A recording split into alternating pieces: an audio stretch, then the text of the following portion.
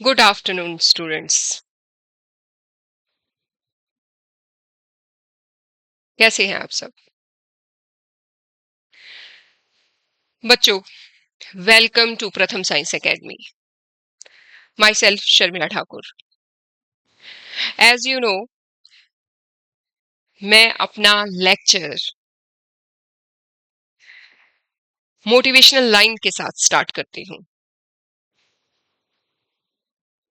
तो आज की लाइन्स हैं: पत्थर की बंदिश से क्या बहती नदियां रुकती हैं, हालातों की धमकी से क्या मजबूत नजरें झुकती हैं, किस्मत से हर पन्ने पर किस्मत लिखवानी पड़ती है, किस्मत से हर पन्ने पर किस्मत लिखवानी पड़ती है। किनारे पर खड़े होकर समुद्र पार होते नहीं, नभ को निहारने से चांद तारे मिलते नहीं। उठो, ताकत दो अपने पंखों को, एक उड़ान और भरो, एक उड़ान और भरो। मेहनत की उड़ान, अगले 6 महीनों की मेहनत की उड़ान भरनी पड़ेगी, तभी कामयाबी आपके कदम चूमेगी। तो let us start with variation in atomic and ionic size of the transition metals. Atomic size,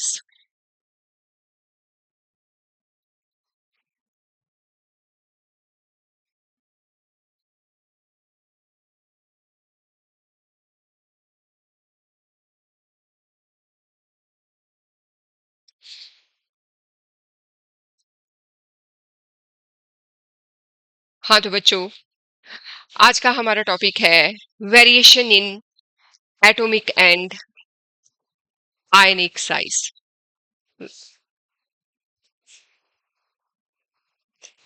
Variation in atomic and ionic size of the transition metals. Okay, let us start. In general, ions of the same charge in a given series show progressive decrease in the radius. क्यों भाई? ये कह रहे हैं अगर हम left to right चलें, left to right, ये है लेफ्ट टू राइट, ये है पीरियड। ये कह रहे हैं कि अगर हम डी ब्लॉक में पीरियड्स में चले तो एटॉमिक साइज डिक्रीज होता है। क्या होता है? डिक्रीज होता है, डिक्रीज।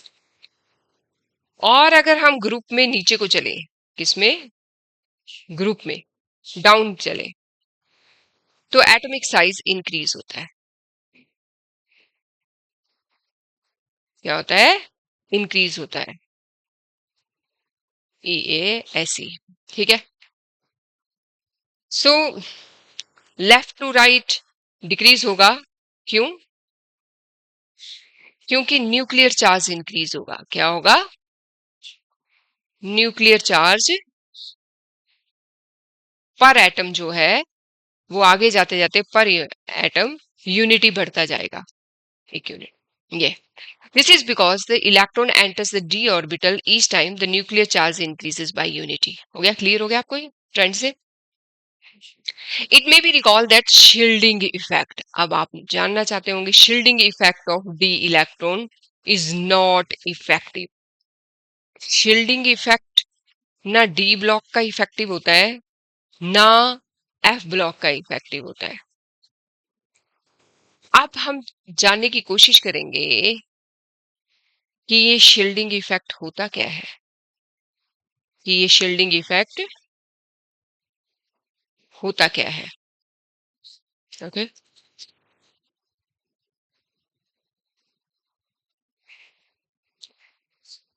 Shielding effect.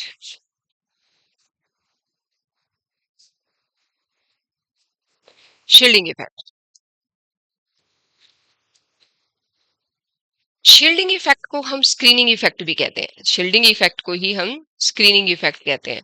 और ये क्या होता है? ये एक ऐसा प्रोसेस है जिसमें इनर शेल इलेक्ट्रॉन्स, अंदर के शेल के इलेक्ट्रॉन्स जो होते हैं वो इफेक्टिव न्यूक्लियर चार्ज जो effective nuclear charge experienced bye outer electrons, बस द प्रोसेस ऑफ अंदर के इलेक्ट्रॉन्स जो इफेक्टिव न्यूक्लियर चार्ज बाहर के इलेक्ट्रॉन की वजह से कम हो जाने को शील्डिंग इफेक्ट कहते हैं।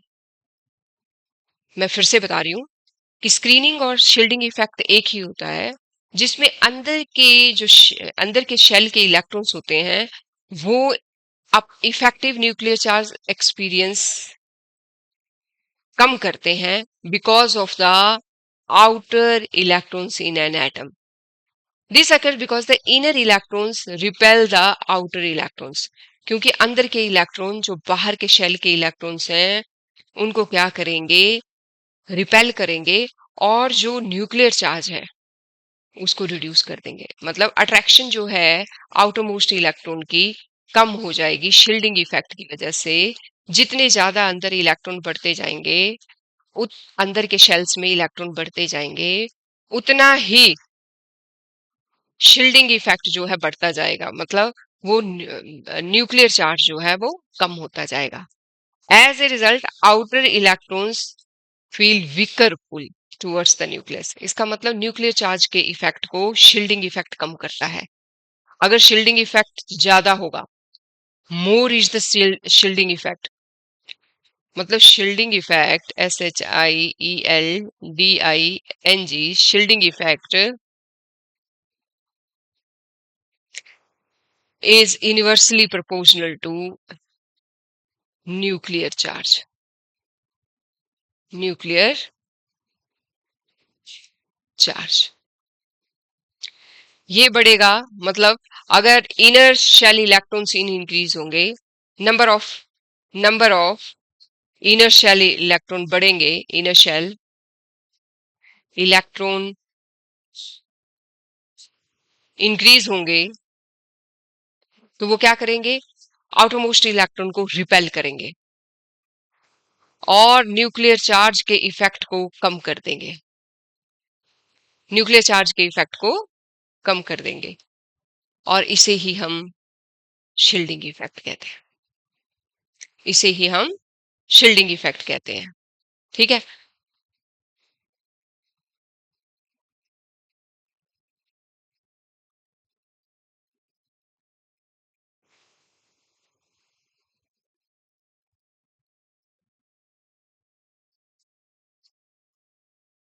हम्म। तो यहां हम पहुंचे थे कि जैसे ही शील्डिंग इफेक्ट इलेक्ट्रॉन, एक तो डी इलेक्ट्रॉन का जो शील्डिंग इफेक्ट होता है वो पुअर होता है उनकी शेप की वजह से। वो जितना न्यूक्लियर चार्ज के इफेक्ट को कम करना चाहिए था वो उतना कम नहीं करते। एस और पी के जितने इलेक्ट्रॉन्स शील्डिंग अच्छे से कर पाते हैं उतने डी इलेक्ट्रॉन्स अच्छे से नहीं कर सकते। Hence, वो electrostatic attraction, net electrostatic attraction between the nuclear charge and the outermost जो अब बढ़ती है। शील्डिंग इफेक्ट है, पर डी इलेक्ट्रॉन्स का पुअर शेप होने की वजह से, अच्छी शेप ना होने की वजह से उनका शील्डिंग इफेक्ट उतना अच्छा नहीं है और वो न्यूक्लियर चार्ज को बढ़ने वाले न्यूक्लियर चार्ज के इफेक्ट को काउंटर नहीं कर पाते और नहीं कर पाते एंड एज ए रिजल्ट जितना साइज डिक्रीज होना चाहिए पर एटम उतना नहीं हो रहा है और एटॉमिक रेडियस इंक्रीज तो हो रहा है लेकिन उतना नहीं हो रहा है जितना होना चाहिए, शील्डिंग इफेक्ट के हावी हो जाने की वजह से।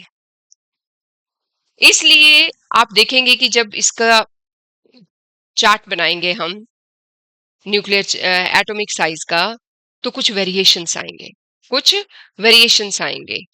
तो कह रहे हैं show an increase in the first three D to second 4D series of the elements but at the radii of the 5D and series virtually the same as not. बोलते 3D से 4D में जाएंगे तो shell के increase होने की वजह से, सेल के इंक्रीज होने की वजह, नंबर ऑफ शेल के इंक्रीज होने की वजह से एटॉमिक साइज इंक्रीज तो करेगा,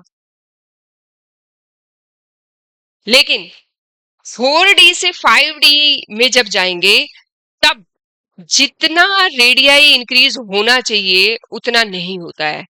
क्या रीजन है? रीजन ये है कि बीच में 4f ऑर्बिटल्स इंटरवीन कर जाएंगे, और ये क्या करेंगे, इनके इंटरवीन करने की वजह से, इनके बीच में आने की वजह से, इनकी पुअर शेप होने की वजह से ये अपना शील्डिंग इफेक्ट ढंग से नहीं दे पाएंगे. The filling of 4f orbitals before 5d orbitals regular decrease कर देंगे. अब इसकी वजह से, इनके पुअर शेप की वजह से, इनके पुअर शील्डिंग इफेक्ट की वजह से क्या होगा, रेगुलर डिक्रीज हो जाएगा साइज. क्यों? क्योंकि न्यूक्लियर चार्ज का इफेक्ट हावी हो जाएगा. बच्चों याद रखें कि केमिस्ट्री में भी और लाइफ में भी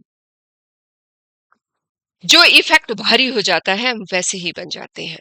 हमारे हमारे एक्शंस पे, हमारी लाइफस्टाइल पे जो चीज हावी हो जाएगी हम वैसे ही बन जाते हैं.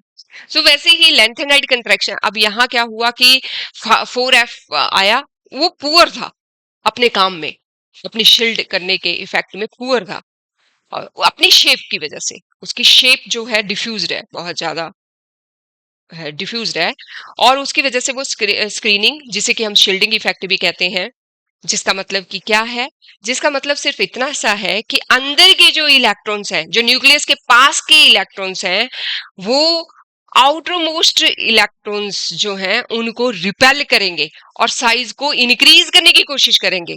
जबकि हम दूसरे हाथ में देखेंगे तो जो एटॉमिक रेडियाई है, सॉरी, जो न्यूक्लियर चार्ज है, वो डिक्रीज करने की कोशिश करता है.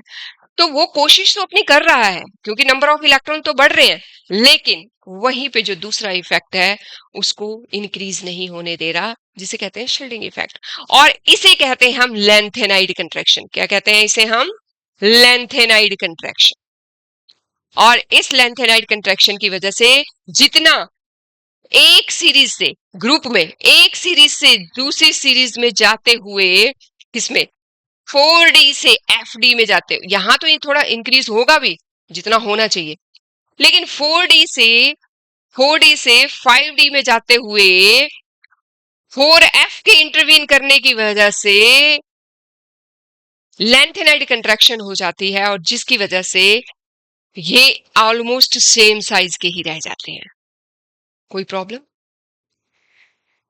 अब यहाँ पे क्वेश्चन बनता है कि लेंथेनाइड कंट्रैक्शन क्या होता है, जिसको मैं आपको बता चुकी हूँ. साइज का नी इंक्रीज करना एक सीरीज से दूसरे सीरीज में because of the 4f orbitals. 4f, because of the 4f orbitals, उसे ही हम कहते हैं. तो अब मैं आपको इन लाइंस को फिर से रीड करके दे रही हूँ. ये है हमारे पास, ये देखिए, आप चार्ट को देखोगे तो आपको पता लगेगा कि हमारा ये एटॉमिक नंबर इंक्रीज कर रहे हैं, एटॉमिक नंबर इंक्रीज कर रहे हैं, लेकिन क्या हो रहा है, स्कैंडियम से जैसे जैसे हम जा रहे हैं साइज डिक्रीज करता जा रहा है, करता जा रहा है, करता जा रहा है ना. और ऐसे ही हम लोग याट्रियम से जा रहे हैं, साइज डिक्रीज करता जा रहा है, करता जा रहा है, करता जा रहा है. Is it okay?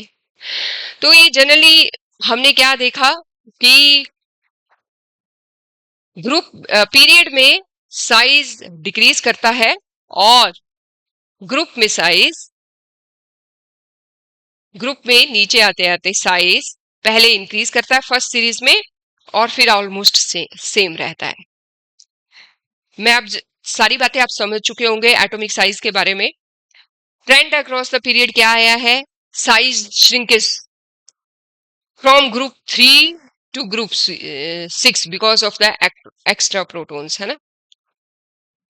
लेकिन अगर आप ट्रांजिशन एलिमेंट्स की बात करोगे, ये है ग्रुप 12 से slightly larger due to the electron repulsion when d orbitals become completely fill. बोलते जिंक के पास जो है थोड़ा साइज बड़ा हो जाएगा और वैसे कंटिन्यूसली डिक्रीज करेगा. ठीक है.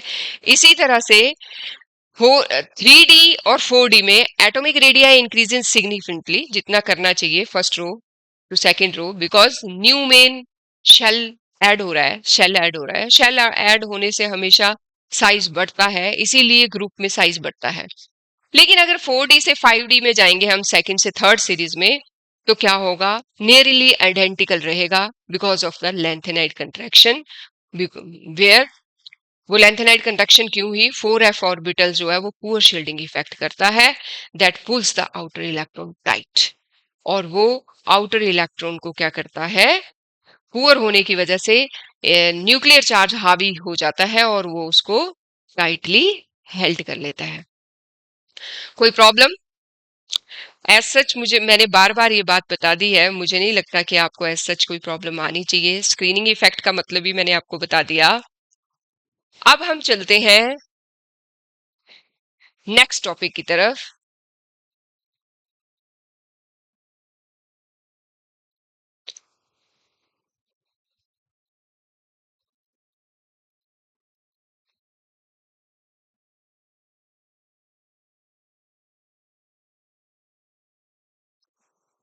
ये देखिए, इस पेज में बिल्कुल क्लियर किया गया है। ये the factor responsible for lengthened conduction is somewhat similar to observed in a ordinary transition series attributed the imperfect shielding of one electron by another in the same set of orbitals। ये है answer. lengthened contraction का ये है reason, imperfect shielding of one electron by another। एक ही orbital में दो electron हैं और वो एक दूसरे को शील्ड नहीं कर पा रहे, और 4f में ऐसे 7 ऑर्बिटल्स हैं जो एक दूसरे को शील्ड नहीं कर पा रहे और न्यूक्लियर चार्ज हावी हो जा रहा है, जिसकी वजह से साइज डिक्रीज कर जा रहा है। बार बार आपको ये बात समझाने की कोशिश की गई है। बच्चों, मुझे लगता है कि आपको एटॉमिक साइज क्लियर हो गया होगा। अब हम जाएंगे व्हाई डू द क्वेश्चन पे, why do the transition elements exhibit higher enthalpies of atomization. Atomization क्या होता है? एटम्स को तोड़ने की एनर्जी हाई क्यों है? एटम को तोड़ने की एनर्जी तो because of large number of, क्योंकि इनमें जो अनपेयर्ड इलेक्ट्रॉन्स होते हैं वो बहुत सारे होते हैं, 5 है ना, ट्रांजिशन एलिमेंट्स के 5, 10, इस तरह से इसमें अनपेयर्ड इलेक्ट्रॉन जो होते हैं वो तो 5 तो होते ही हैं, उसके बाद पेयरिंग स्टार्ट हो जाती है।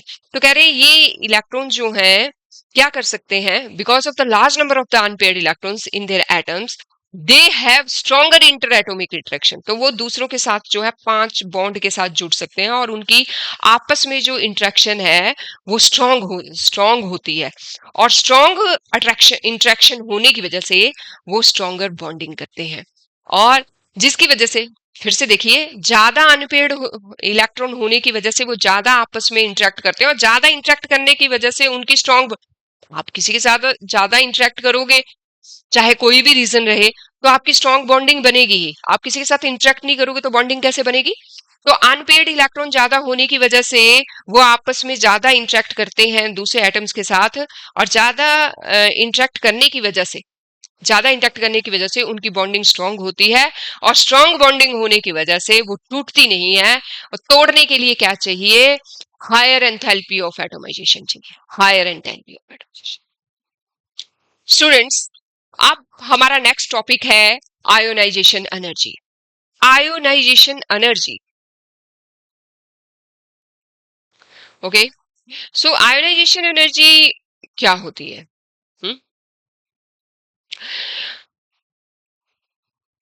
yeah.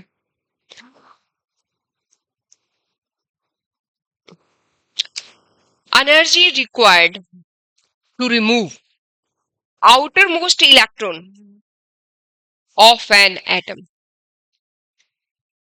है ना, of an atom, energy required to remove outermost electron of an atom। तो एनर्जी चाहिए इलेक्ट्रॉन्स को रिमूव करने के लिए।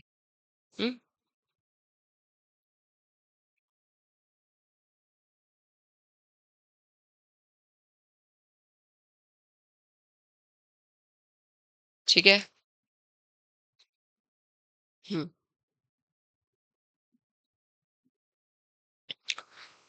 सो there is an increase in ionization enthalpy. तो डी ब्लॉक में होता क्या है?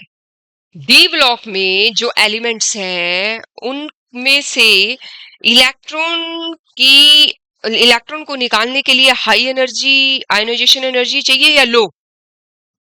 हाई चाहिए तो क्यों चाहिए, और लो चाहिए, लो है तो क्यों है? ये हमें जानना है, उसके लिए क्या रीजंस है ना। तो कह रहे हैं there is an increase in the ionization, ये तो हमें पता लग गया कि आयोनाइजेशन एनर्जी, फर्स्ट लाइन ही एनसीईआरटी की बोल रही है, फर्स्ट लाइन एनसीईआरटी की क्या बोल रही है, there is an increase in the ionization enthalpy along each series of the transition elements. तो जैसे जैसे हम ऐसे पीरियड्स में आगे चलते हैं, पीरियड्स में आगे चलते हैं, तो आयोनाइजेशन एनर्जी इंक्रीज होती है, क्या होती है, इंक्रीज होती है। ओके, और जैसे हम नीचे आते हैं, आयोनाइजेशन एनर्जी ट्रांजिशन एलिमेंट्स की सीरीज में हम नीचे आते हैं जब ग्रुप में, ठीक है, ये है पीरियड, ये है पीरियड का trend, ionization energy increases and ionization energy decreases, ठीक है, decreases ionization energy along the group। Okay, तो ये है ट्रेंड, ये क्या है, ट्रेंड है। एज क्योंकि हम केमिस्ट्री सब्जेक्ट पढ़ रहे हैं तो एक्सेप्शंस आर ऑलवेज देयर, लेकिन जनरल ट्रेंड यही है कि पीरियड में आयोनाइजेशन एनर्जी इंक्रीज करेगी, ठीक है। क्यों, क्योंकि न्यूक्लियर चार्ज बढ़ेगा, न्यूक्लियर चार्ज के बढ़ने से एटम का साइज छोटा होने की वजह से उसमें से इलेक्ट्रॉन निकालना मुश्किल हो जाएगा, मुश्किल हो जाएगा मतलब आयोनाइजेशन एनर्जी ज्यादा देनी पड़ेगी। वैसे ही लेकिन अगर हम ग्रुप में जाएंगे तो शेल के बढ़ने की वजह से एटम का साइज इंक्रीज होगा, exceptions as you know, exceptions are always there, but in general group में आयोनाइजेशन एनर्जी डिक्रीज करेगी because of the increase in the number of the shells. पहले वाला शेल 3D शेल होगा, दूसरा 4D होगा, फिर 5D होगा। शेल के बढ़ने से सेल ये न्यूक्लियस है, ये एटम है, ये शेल बढ़ रहे हैं, सेल के बढ़ने से एटम का साइज तो हमेशा बढ़ेगा, है ना, तो बढ़ेगा। लेकिन देखते हैं क्या क्या और चीजें हैं जो इसके ऊपर इस बात पर हावी होने की कोशिश करेंगी। Let us see, from left to right due to an increase in the nuclear charge which accompanies the filling of the inner d orbitals। बोलते न्यूक्लियर चार्ज एक यूनिट ग्रुप पीरियड में बढ़ता जाएगा, पीरियड में left to right nuclear charge बढ़ता जाएगा क्योंकि D electrons fill होते जा रहे हैं बाय यूनिटी। बोलते तो values of the first 3 ionization enthalpy of the first series of the transition elements. अगर आप ऐसे चलोगे, फर्स्ट क्या है, सेकेंडियम है, फिर टिटानियम है, फिर वेनाडियम है। बोलते ये जो पहली तीन है, ये जो पहले तीन है वैल्यू, इनकी वैल्यूज दीज वैल्यू बोल रहे हैं, इन ये जो पहले तीन है, first 3 ionization enthalpy of the first series of the transition elements. बोलते हैं ऐसे आप चले जाओ, साइंस टीचर विजय कुमार मनकोटिया जितने भी हैं, जिंक तक, ये जितने भी जिंक तक है फर्स्ट सीरीज में, इनकी फर्स्ट 3 आयोनाइजेशन एनर्जीज जो है ट्रांजिशन एलिमेंट्स की, उनकी वैल्यूज हमें चेक करनी है और देखना है कि फर्स्ट आयोनाइजेशन एनर्जी हाई है फर्स्ट, या सेकंड हाई है, या थर्ड हाई है। अगर फर्स्ट हाई है तो फर्स्ट क्यों हाई है पूरी सीरीज में, और सेकंड हाई है तो सेकंड क्यों हाई है, और थर्ड हाई है तो थर्ड क्यों हाई है। उसके लिए मैं आपको शो कर दूं, मैंने आपके लिए निकाला है इसके लिए, ये है scandium, titanium, vanadium, chromium, manganese, iron, cobalt, nickel, copper, zinc, ये है हमारे पास। इसमें हम देख रहे हैं कि ये है फर्स्ट आयोनाइजेशन एनर्जी, ये है सेकंड, और ये है third ionization energy in elements की। स्कैंडियम की फर्स्ट ये है, और सेकेंडियम की ही सेकंड ये है, थर्ड ये है। As you are looking into the picture, अगर आप इस पिक्चर को देखें तो आपको पता लगेगा कि यहाँ फर्स्ट आयोनाइजेशन लो है, सेकंड हाई है, थर्ड और हाई है। इसका मतलब क्या है कि पहला इलेक्ट्रॉन निकालना, इस पूरी सीरीज में पहला इलेक्ट्रॉन निकालना आसान है पीरियड में, है ना, आयोनाइजेशन एनर्जी में, जबकि दूसरा इलेक्ट्रॉन निकालना मुश्किल है, और तीसरा इलेक्ट्रॉन निकालना तो और भी मुश्किल है, और भी मुश्किल है। अगर आप देखेंगे तो आपको ये पिक्चर तो क्लियर होगी कि IE1 is lower than IE2, IE2 is lower than IE3, और आप कुछ एक्सेप्शंस भी देखेंगे कि हमारे पास जो आयोनाइजेशन एनर्जी है यहाँ पर 1414 है, यहाँ 1592 है, एक्सेप्शनली हाई। और इसके आगे की अगर आप देखोगे तो ये इससे लो है और उससे आगे की भी इससे लो है, मतलब पहली वाली अगली वाली दो मतलब क्रोमियम से लो है। क्यों?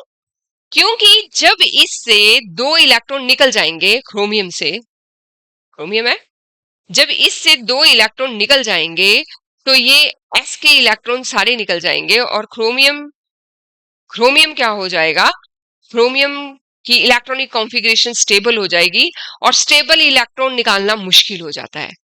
Same is the case with the copper, same is the case with copper कि जब इसके इसके एस के इलेक्ट्रॉन दो निकल जाएंगे, सॉरी एस से एक इलेक्ट्रॉन निकल जाएगा ये वाला, इस केस में इसमें भी एक निकलेगा, तो उसके बाद ये हाई हो गई, ठीक है, क्योंकि यहां से इलेक्ट्रॉन निकलना है और ये हाफ स्टेबल है।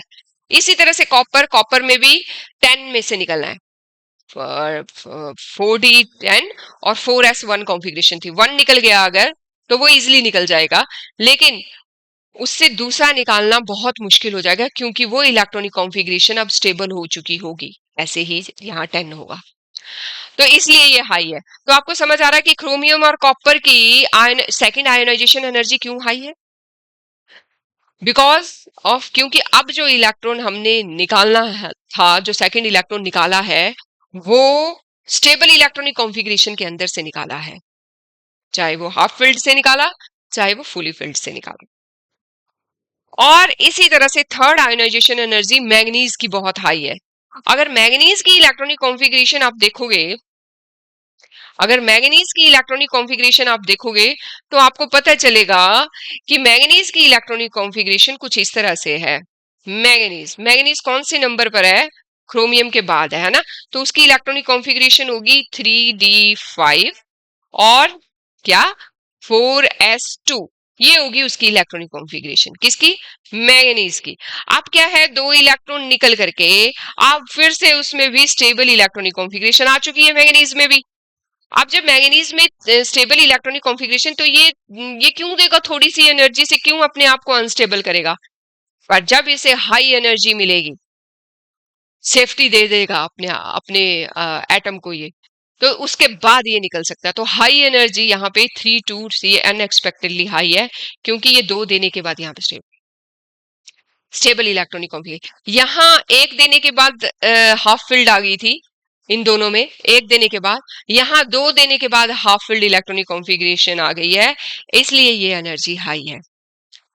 तो आप देख सकते हो कि फर्स्ट आयोनाइजेशन एनर्जी लो है, सेकंड और हाई है, थर्ड और हाई है, और अगर आप देखोगे तो ये हमारे तो ये हाँ ओ तो ये हमारे पास, तो आप ये देख सकते हो कि ये हमारे पास ये एक्सेप्शंस थे आयोनाइजेशन एनर्जी के, और मैंने आपको ये समझा दिए हैं ये क्यों है, ठीक है। अब हमारे पास वो कौन से फैक्टर्स हैं जो आयनाइजेशन एनर्जी जिसके ऊपर डिपेंड करती है, वो कौन से फैक्टर हैं जिनके ऊपर आयनाइजेशन एनर्जी डिपेंड करती है। तो एक है एटम का साइज, दूसरा है न्यूक्लियर चार्ज, तीसरा है इलेक्ट्रॉनिक कॉन्फ़िगरेशन, और फोर्थ है पेनिट्रेशन इफेक्ट। अगर हम एटॉमिक साइज की बात करें तो आयनाइजेशन एनर्जी उतनी ही कम लगेगी इलेक्ट्रॉन निकालने के लिए जिसका साइज बड़ा होगा, मतलब atomic size large, ionisation energy कम। तो ये इनडायरेक्टली प्रोपोर्शनल है, ionisation energy is directly proportional to the size of the atom. तो एटॉमिक साइज एक रिस्पॉन्सिबल है आयोनाइजेशन एनर्जी के कम ज्यादा होने के लिए, और उसी तरह से न्यूक्लियर चार्ज, अगर न्यूक्लियर चार्ज जितना ज्यादा होगा आयोनाइजेशन एनर्जी, न्यूक्लियर चार्ज जितना ज्यादा होगा आयोनाइजेशन एनर्जी उतनी ही ज्यादा लगेगी। मतलब अगर दो आपने एलिमेंट रखे हैं, एक का न्यूक्लियर चार्ज ज्यादा है और एक का कम है, इसका मतलब उस जिसका ज्यादा न्यूक्लियर चार्ज है उसकी आयोनाइजेशन एनर्जी भी उसमें से इलेक्ट्रॉन को निकालने, क्योंकि न्यूक्लियर चार्ज का ज्यादा होने का मतलब है कि वो इलेक्ट्रॉन न्यूक्लियस के द्वारा टाइटली हेल्ड है, और टाइटली हेल्ड है तो आयोनाइजेशन एनर्जी उतनी ही ज्यादा लगेगी उस इलेक्ट्रॉन को बाहर धकेलने में। इसी तरह से इलेक्ट्रॉनिक कॉन्फ़िगरेशन जो जो स्टेबल होंगी उन से एटम निकालने, सॉरी, इलेक्ट्रॉन निकालने के लिए उतनी ही हाई एनर्जी लगेगी। बच्चों, कोई भी स्टेबल चीज तब तक नहीं हिलती जब तक उसको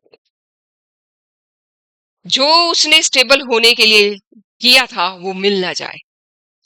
ठीक है, तो उसने स्टेबल होने के लिए क्या किया था, हाई एनर्जी ली थी, और वो हाई एनर्जी आपको देनी पड़ेगी तो वो अनस्टेबल होने के लिए तैयार हो जाएगा। तो ये कॉपर हो गया, क्रोमियम हो गया, ये सारे हाफ फिल्ड होते हैं और इनसे इलेक्ट्रॉन निकालना उतना ही मुश्किल होता है, इसलिए उनकी आयोनाइजेशन एनर्जी हाई होती है, एज मैंने डिस्कस भी किया आपका फर्स्ट आयोनाइजेशन, सेकेंड आयोनाइजेशन। और इसी तरह से पेनिट्रेशन इफेक्ट, जो पेनिट्रेशन इफेक्ट होता है वो सब शेल्स की वजह से होता है। अब सब शेल्स क्या होते हैं, SPDFR सब शेल्स, और इनका इफेक्ट क्या रहता है, इन ये एक तो पेनिट्रेशन इफेक्ट S का सबसे ज्यादा होता है, P का उससे कम, D का, और इसी तरह से पेनिट्रेशन इफेक्ट के साथ जो है ये F वाला जो है, जो बाहर का है, ये यहां से इलेक्ट्रॉन निकालना सबसे इजी होगा जो बाहर आउटरमोस्ट शेल के हैं।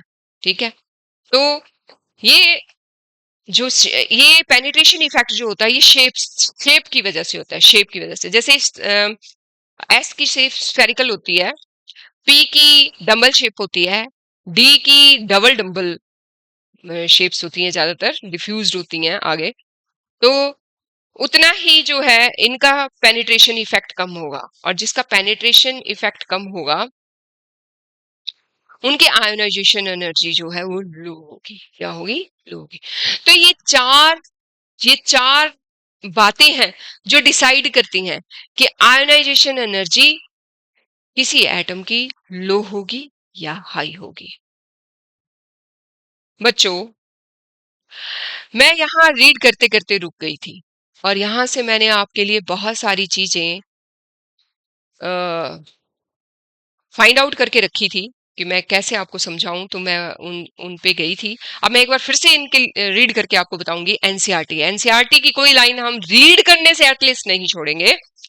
दीज वैल्यू शोज दैट, ये जो मैंने आयोनाइजेशन एनर्जी 1 2 3 आपको दिखाई एक सीरीज की पूरी, ये वैल्यूज हमें बताती हैं, ये वैल्यूज हमें सक्सेसिव एनर्जीज जो हैं ये हमें बताती हैं कि these elements do not increase as steeply as in case of the non transition elements।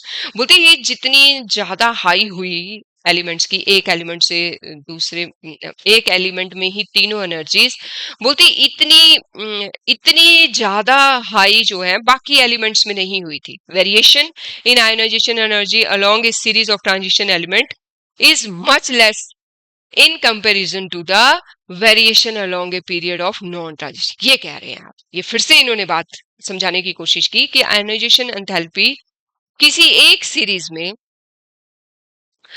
जो वेरिएशन है वो नॉन ट्रांजिशन एलिमेंट्स में ज्यादा है as compared to transition। First ionization enthalpy increases, but the magnitude of the increase in second and third ionization enthalpy for successive element much higher। बोलते first ionization energy भी high है ionisation enthalpy की, पर अगर दूसरा या तीसरा electron निकालना हो और उसके लिए जो IE2 और IE3 लगेगी वो ज्यादा हाई है, जो मैंने आपको भी डायग्राम में शो भी की पीछे। तो कह रहे हैं इरेगुलर ट्रेंड भी आएगा बीच में, जो मैंने आपको शो किया कि इरेगुलर ट्रेंड क्यों है, कहाँ मैग्नीज में शो किया, मैंने आपको क्रोमियम में शो किया, मैंने आपको कॉपर में शो किया कि हाफ फिल्ड और कंप्लीटली फिल्ड इलेक्ट्रॉनिक कॉन्फ़िगरेशन एक या दो इलेक्ट्रॉन लूज करने के बाद जो आ रही हैं, उसके बाद जब वो स्टेबल हो जा रहे हैं तो उनको निकालने के लिए क्या चाहिए, हाई हाई एनर्जी चाहिए। और वैसे भी जब सिंगल पॉजिटिव चार्ज होता है तो उससे इलेक्ट्रॉन निकालना और मुश्किल हो जाता है, और डबल होता है तो उससे और मुश्किल हो जाता है। तो चार्ज भी रिस्पॉन्सिबल है इसके लिए, चार्ज, आयन का चार्ज भी रिस्पॉन्सिबल है, और दूसरा इसके लिए रिस्पॉन्सिबल है इलेक्ट्रॉनिक कॉन्फ़िगरेशन, इलेक्ट्रॉनिक कॉन्फ़िगरेशन। सो ये था हमारा आयोनाइजेशन एंथैल्पी। आज के ये दो टॉपिक्स हमारे हो चुके हैं, ionization energy and atomic size of the D block.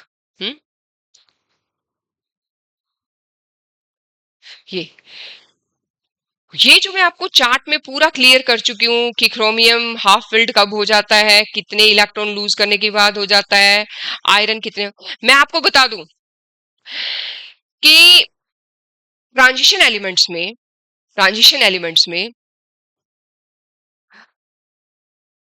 +2 oxidation state ज्यादातर स्टेबल है। +2 ऑक्सीडेशन स्टेट ज्यादातर स्टेबल है। क्रोमियम, मैग्नीज, जिंक का केस सबका मैं आपके साथ डिस्कस कर चुकी हूँ। Although ionization enthalpy give some guidance concerning the relative stability of oxidation states, और ये ऑक्सीडेशन स्टेट के भी बारे में भी बता देगी। जितना जल्दी, जितनी कम आयनाइजेशन एनर्जी इलेक्ट्रॉन को निकालने को लगी होगी, उस टाइम जो ऑक्सीडेशन स्टेट होगी वो ज्यादा स्टेबल होगी। ये जनरलाइजेशन है, समझ रहे हो? जैसे मान लो कि स्कैंडियम है, स्कैंडियम एक इलेक्ट्रॉन देने के बाद बहुत ज्यादा स्टेबल हो जा रहा है। अगर वो स्टेबल हो रहा है तो वो ऑक्सीडेशन स्टेट उसके लिए बेस्ट है, और वो ऑक्सीडेशन 1 ही है, +1। और इसी तरह से कोई ट्रांजिशन एलिमेंट अगर अपने 2 इलेक्ट्रॉन देने की वजह से मैक्सिमम स्टेबल हो जा रहा है, तो इसका मतलब उसके लिए 2 ऑक्सीडेशन स्टेट जो है वो बेस्ट है। ठीक है, और इस तरह से एक जनरलाइजेशन जो है केमिस्ट्री ने की है कि ट्रांजिशन एलिमेंट्स जो है वो, उनकी अगर ऑक्सीडेशन स्टेट सारी देखी जाए तो सब में +2 सबसे ज्यादा, ऑलमोस्ट सभी एलिमेंट्स में स्टेबल है। इसके बाद है हमारे पास ऑक्सीडेशन स्टेट, और ये टॉपिक हम कल थॉरो करेंगे। बस ऑक्सीडेशन स्टेट का मीनिंग मैं आपको समझा देती हूँ जो इस पेज पे प्रेजेंट है। कल हम फिर नेक्स्ट पेज से स्टार्ट करेंगे।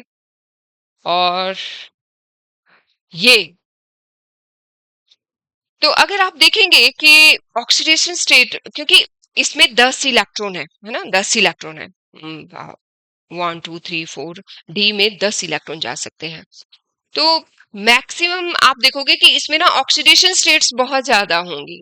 ऑक्सीडेशन स्टेट्स बहुत ज्यादा। ऑक्सीडेशन स्टेट क्या होती है कि इजीली कोई कितने इलेक्ट्रॉन लूज कर सकता है, और लूज करके स्टेबल है या नहीं है। तो अगर आप देखोगे तो स्कैंडियम जो है +3 ऑक्सीडेशन स्टेट में मैक्सिमम स्टेबल है, मतलब 3 दे करके ये बड़ा ही खुश है, अपने 3 इलेक्ट्रॉन दे करके ये मैक्सिमम स्टेबल हो जाता है। टिटानियम की ऑक्सीडेशन स्टेट +2, +3, +4 सब स्टेबल है, पर +2 देखो आप, लुक एट द चार्ट में आप देख रहे हो टिटानियम में भी +2 स्टेबल है, वेनेडियम में, ये जनरलाइजेशन आपको मैं पहले ही दे चुकी थी। क्रोमियम भी +2 में स्टेबल है, मैग्नीज में भी +2 स्टेबल है, और इस तरह से अगर आप देखोगे तो जिंक तक +2 स्टेबल है, सिर्फ कॉपर में +1 स्टेबल है।